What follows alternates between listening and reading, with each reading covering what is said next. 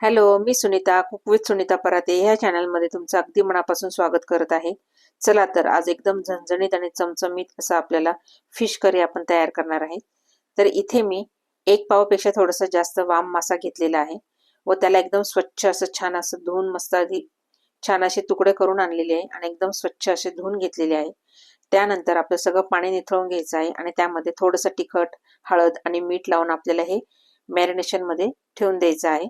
आता हे होतंय मॅरिनेशन तोपर्यंत आपल्याला काही खडे मसाले जे आहे ते छान अगदी तव्यावर परतवून घ्यायचे आहे. तर इथे मी 1 चमचा धणे घेतलेले आहे, त्याच्यानंतर तेजपानं घेतले आहे 2, त्याच्यानंतर दालचिनी घेतलेली आहे, 1 चमचा बडीशोप घेतलेली आहे, काही लवंग आणि काही मिरे घेतलेले आहे आणि एक स्टार फूल घेतलेला आहे. तर आपल्याला हे अगदी मंद गॅसवर आपल्याला छान असं मस्तपैकी खमंग वास येईपर्यंत भाजून घ्यायचं आहे. बघा अगदी जाळायचं नाहीये, अगदी थोडासा वास आला तरी आपल्याला हे काढून घ्यायचं आहे तव्यावरून. आता ह्याच तव्यावर मी एक कांदा कट करून ठेवलेला आहे. पहा, आता तो कांदा याच्यामध्ये तव्यावर टाकून घ्यायचा आहे, थोडी कोथिंबीर टाकून घ्यायची आहे, अर्धा इंच अद्रक टाकून घ्यायचं आहे आणि 15-20 पाकळ्या मी ह्या लसणाच्या घातलेल्या आहे. आता हे पण आपल्याला छान अगदी मस्तपैकी तव्यावर फ्राय करून घ्यायचं आहे. थोडंसं फ्राय होत आलं की मग नंतर यामध्ये आपल्याला थोडंसं तेल घालून घ्यायचं आहे. तर मी आता यामध्ये थोडंसं तेल घालून घेत आहे बघा, आणि छान असं मस्तपैकी आपल्याला हे फ्राय करून घ्यायचं आहे अगदी कांदा लालसर होईपर्यंत. बघा, आणि इथे मी थोडासा एक खोबऱ्याचा तुकडा जो घेतलेला आहे तो गॅसवर भाजून घेतलेला आहे. तुम्ही यामध्ये कांदा देखील गॅसवर भाजून घेऊ शकता, पण मी हा तव्यावरच छान असा मस्त फ्राय करून घेतलेला आहे. आता हा मसाला देखील आपल्याला काढून घ्यायचा आहे बघा, आणि हे सगळे मसाले जे आहे हे आपल्याला गार करून घ्यायचे आहे. खडा मसाला आणि हा कांदा लसूण आणि जे खोबरं आहे, अद्रक आहे, हे देखील आपल्याला गार करून घ्यायचं आहे. आता हे गार होते तोपर्यंत आपल्याला एका कढईमध्ये तेल घ्यायचं आहे. तेल खूप नाही टाकायचं, अगदी थोडंसं, कारण मग ते आपल्याला यामध्ये फिशचे जे तुकडे मॅरिनेशन करून ठेवलेले आहे हे आपल्याला तळून घ्यायचे आहे आणि ते उरलेलं तेल तसंच राहतं, त्यामुळे अगदी भाजीला पुरेल इतकंच आपल्याला हे तेल याच्यामध्ये टाकून फ्राय करून घ्यायचं आहे.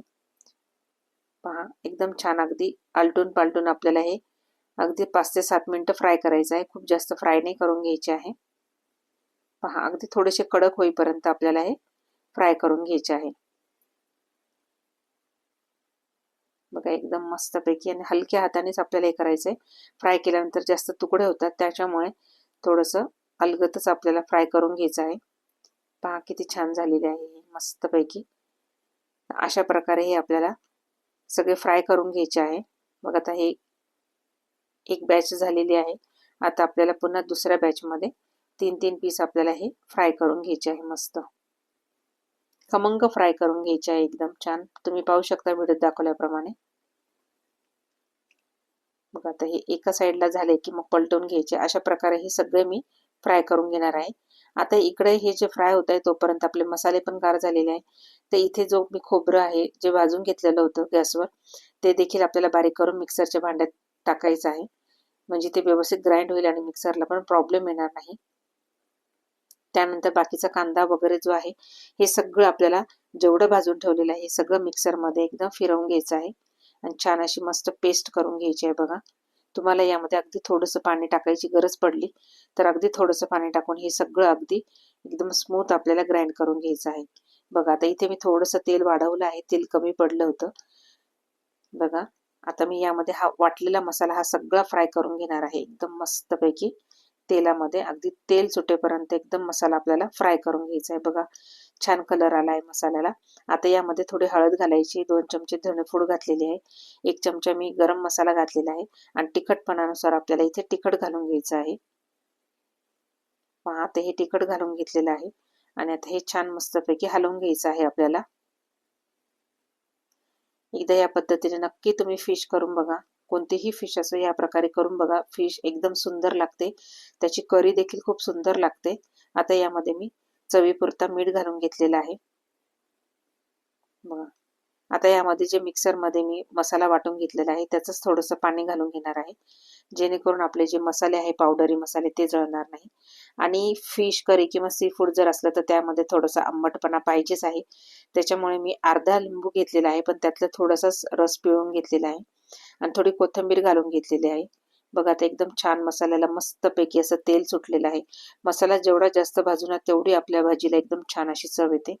एका साईडला मी गॅसवर पातेल्यामध्ये गरम पाणी करायला ठेवलं होतं आणि यामध्ये गरम पाणीच घालायचंय म्हणजे तर्री आणि कलर खूप सुंदर येतो आणि मसाला पण शिजायला पटकन मदत होते. पहा, तुम्हाला जितका रस्सा करायचा असेल त्या प्रमाणात तुम्ही पाणी घालू शकता. बघा एकदम तर्री आणि कलर किती सुंदर आलेला आहे ना. खूप छान झाली होती ही भाजी. खूप म्हणजे खूपच सुंदर झालेली होती. पहा, आता अशा प्रकारे आपल्याला ही उकळी येऊ द्यायची रस्स्याला. उकळी आल्यानंतर आपण जे फिश फ्राय करून ठेवलेले होते ते अलगद आपल्याला सोडायचे आहे आणि जास्त आपल्याला त्याला हलवायचं नाहीये. बस एकसारखं करून आपल्याला परत एकदम छान मस्तपैकी याला शिजू द्यायचं आहे. बघा एकदम अशी उकळी आली. थोडंसं आपल्याला खालीवर करून घ्यायचं आहे. पहा किती छान, अगदी अगदी पाहता क्षणीच खायला बसायला खूप इच्छा होते आहे.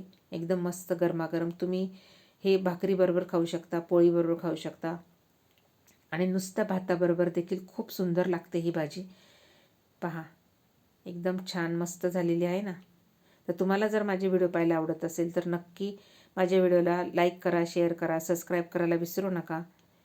पहा एकदम मस्त पोळी, भात आणि थोडासा लिंबू, कांदा असेल तर कांदा पण घेऊ शकता आणि एका वाटीमध्ये मी आता हे सर्व करून घेणार आहे. बघा खूप सुंदर चमचमीत आणि झणझणीत अशी हे झालेली आहे ही भाजी. तर एकदा नक्की करून बघा तुम्ही. पहा, बांगडा असो, वाम असो किंवा कटला असो, कोंबडा असो, कोणताही फिश फ्राय तुम्ही म्हणजे ही फिश करी बनवू शकतात ह्या पद्धतीने. तर नक्की या पद्धतीने बनवा आणि मला कमेंट करा तुम्हाला हा माझा व्हिडिओ आवडला का, तुमची रेसिपी कशी बनली, तर मला जाणून घ्यायला खूप आवडेल. तर तुम्ही कमेंट करा आणि नवीन असाल तर नक्की सबस्क्राईब करा आणि बेल आयकनला क्लिक करा म्हणजे जेणेकरून येणाऱ्या माझ्या प्रत्येक व्हिडिओचे नोटिफिकेशन तुमच्यापर्यंत पोहोचत राहील. आता मी खाऊन दाखवते. आ हा हा हा, खूप सुंदर भाजी झालेली आहे, खूपच छान झाली आहे. चला तर मग भेटूया पुढच्या व्हिडिओला. तोपर्यंत मस्त खा, मस्त रहा.